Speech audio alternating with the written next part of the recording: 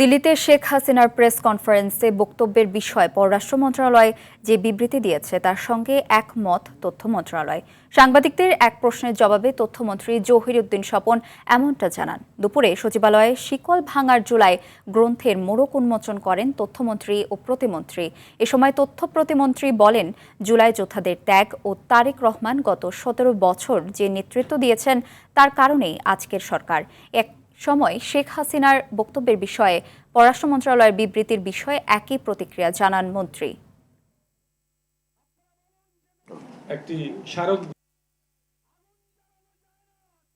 আমাদেরকে শুধু নতুন করে জাগ্রত হলেই চলবে না, আর যেন কখনোই শিকল পরাতে কেউ না পারে সেরকম একটি প্রাতিষ্ঠানিক কাঠামোকে আমরা তৈরি করতে চাই।